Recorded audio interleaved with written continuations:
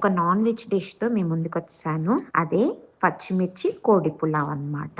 చాలా అంటే చాలా ఈజీగా, చాలా టేస్టీగా చేసుకునే వంటకం అండి ఇది.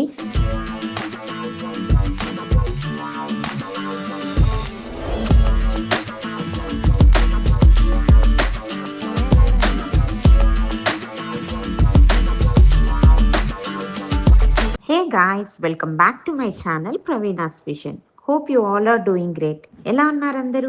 బాగున్నారా? సో ఈ వారం లాంగ్ వీడియో ఒక నాన్ వెజ్ డిష్తో మీ ముందుకు వచ్చాను. అదే పచ్చిమిర్చి కోడి పులావ్ అన్నమాట. మనం నార్మల్గా బిర్యానీలు, దమ్ బిర్యానీలు, పలావ్ చేసుకుంటున్నాం కదా. ఈసారి కొద్దిగా స్పెషల్గా, కొద్దిగా డిఫరెంట్గా, రెస్టారెంట్లో ఈ మధ్య బాగా ఫేమస్ అవుతోంది కదా, అదే పచ్చిమిర్చి కోడి పులావ్. సో వ్లాగ్ అంతా చాలా సరదాగా ఉంటుంది. సో చివరి వరకు చూసేసేయండి. సో ఇక ప్రాసెస్ లోకి వెళ్ళిపోదామా. ఒక బేస్ మందంగా ఉన్న ఒక వెడల్పాటి బిర్యానీ గిన్నె ఒకటి తీసేసుకోండి. దానిలో కావలసినంత ఆయిల్, మేబీ లైక్ ఒక 3 to 4 స్పూన్స్ ఆయిల్ వేసుకొని ఒక 2 స్పూన్స్ ఆఫ్ గీ యాడ్ చేసుకుంటాం, నెయ్యి. కొద్దిగా కాగిన తర్వాత బిర్యానీ మసాలా దినుసులన్నీ, చెక్క, లవంగ, యాలకులు, అలాగే బిర్యానీ మొగ్గ, బిర్యానీ ఆకు, ఇవన్నీ వేసేసుకొని సేపు వేగిన తర్వాత ఒక పెద్ద ఆనియన్ అన్నమాట. మాకు ఇక్కడ పెద్ద ఆనియన్ దొరుకుతుంది కాబట్టి నాకు ఒకటి సరిపోయింది. నాకు గ్రీన్ పేస్ట్ అని చెప్పాను కదా, ఆ గ్రీన్ పేస్ట్ కి మనం ఒక బ్లెండర్ తీసుకున్నాము, లేకపోతే మీరు మిక్సీ అయినా వాడుకోవచ్చు. దీనిలో మనము ఒక హాఫ్ పంచ్ కొరియాండర్ వేద్దాము. ఆ తర్వాత ఒక హాఫ్ పంచ్ పుదీనా. ఇది కూడా కొద్దిగా బ్రౌనిష్ షేడ్కి వేగిన తర్వాత ఒక 1.5 to 2 teaspoons of tablespoons of ginger garlic paste, అల్లం వెల్లుల్లి ముద్ద యాడ్ చేసేసుకోవాలి. ఇది కూడా పచ్చి వాసన పోయేదాకా కొద్దిగా మూత పెట్టేసి వేయించేసుకుంటాం అన్నమాట. ఇదంతా మొత్తం వేగిపోయిన తర్వాత ఇప్పుడు ఒక పెద్ద సైజు టొమాటో కూడా ఇట్లా పీసెస్ చేసుకొని యాడ్ చేసుకోండి. టొమాటో యాడ్ చేస్తే మనకి పులావ్కి కొద్దిగా ట్యాంగీనెస్ యాడ్ అవుతుంది అన్నమాట. ఇదిగోండి, ఈ లోపల నేను బియ్యం నానబెట్టుకున్నాను. నేను 1.5 kg చికెన్కి నేను 5 glasses రైస్ వేసాను.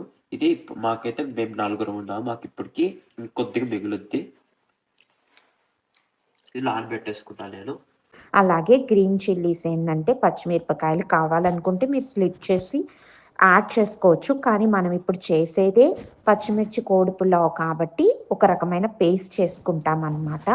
సో అందుకని నేను అడిషనల్గా పచ్చిమిర్చి ఏమీ యాడ్ చేయట్లేదు. అండ్ ఈ పేస్ట్ ఎలా చేసుకోవాలి ఏంటి, ఇంకా మిగతా ప్రాసెస్ అంతా మా అబ్బాయి వచ్చి రాని తెలుగులో మీకు ఎక్స్ప్లెయిన్ చేసేస్తున్నాడు, చూసేసేయండి సరదాగా. హాఫ్ టీ స్పూన్ పసుపు వేస్తున్నాను. గరం మసాలా ఒక హాఫ్ స్పూన్ చాలు. ధనియాల పొడి వేసుకున్నాం ఒక 1 స్పూన్. హాఫ్ స్పూన్ కారం వేద్దాం. ఇప్పుడు ఆల్రెడీ దానిలో ఉంది కదా, మీకు ఇంకా ఎక్కువ కారం ఉండాలంటే కొద్దిగా ఎక్కువ వేసుకోండి మీరు. ఇవన్నీ ఈ మసాలా నేను వేసినవన్నీ మేము ఇంట్లో కట్టుకున్నవే. పేస్ట్ నేను చూపించాను కదా, అది ఫుల్గా బ్లెండ్ చేసుకుంటే ఇదిగో ఇలా ఉంటుంది. మనం పేస్ట్ అంతా వేసేసుకున్నాను. నీట్గా అంతా కలిపిన తర్వాత ఉప్పు కారం ఏమైనా తగ్గినట్టు అనిపిస్తే ఈ టైంలో మీరు యాడ్ చేసుకోవచ్చు మీ టేస్ట్కి తగ్గట్టు. ఇది 50% దాకా కుక్ అయింది కదా. ఇప్పుడు మిగతా 50% మన రైస్తో పాటు కుక్ అయిపోద్ది. ఈ పేస్ట్ అవ్వకుండా నేను దీనిలో వాటర్ వేసుకొని నేను దీనిలో ఇలా కలిపేస్తున్నాను. మన రైస్ వేసేసుకుంటున్నాను. నేను 5 glasses రైస్ తీసుకున్నాను, మీకు చెప్పాను కదా, అంత వేసేస్తున్నాను. రైస్ని కలిపితే మనకి ఆ ఫ్లేవర్ ఉండేదంతా మనకి ఇప్పుడు రైస్కి బాగా పట్టాలి. రైస్ మనకి కలర్ అంతా మారిపోద్ది. ఇప్పుడు చూడండి, ఇదిగోండి, నేను మన రైస్లోకి వాటర్ పడుతుంది కదా, నేను అది మెజర్ చేసి ఒక వెసల్లోకి తీసుకున్నాను.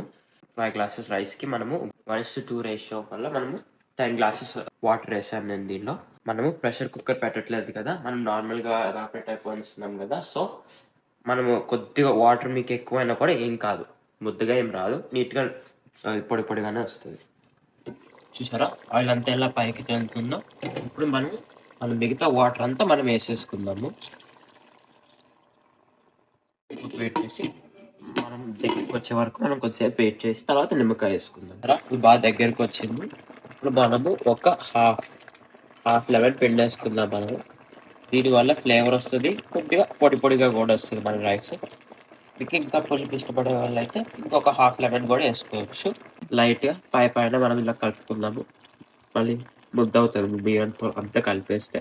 సో మీరు కుక్ చేసుకునేటప్పుడు కొద్దిగా మందంగా ఉండే బేస్ కానీ సెలెక్ట్ చేస్తే మనకి ఏమి అడుగంటకుండా నీట్గా వస్తుంది. పచ్చిమిర్చి కోడి పులావ్ కదా ఇది, అందుకనే మనకి గ్రీనిష్ ఎల్లోగా వచ్చింది. చూసారా, రైస్ అంతా మనకి గ్రీన్ ఎల్లోగా ఉంది. ఇప్పుడు నేను ఇంకొక 5 minutes మీడియంకి సిమ్కి మధ్యలో పెట్టి దమ్కి వదిలేస్తున్నాను. అంతా అయిపోయిన తర్వాత సర్వ్ చేసుకునేటప్పుడు మా బిర్యానీ ఎలా ఉందో మీకు చూపిస్తాను. చూసారా ఎలా వచ్చిందో మన పులావ్, పొడి పొడిగా వచ్చింది. చూసారా, పీస్ కూడా చాలా బాగా టెండర్గా వచ్చింది. ఇప్పుడు మనము తినేద్దాము. ఇప్పుడు మనం ట్రై చేద్దాము. పీస్ చూడండి ఎలా ఉడికిపోయిందో, బాగా టెండర్గా ఉంది పీసు, ఇలా పడిపోతుంది పీసు.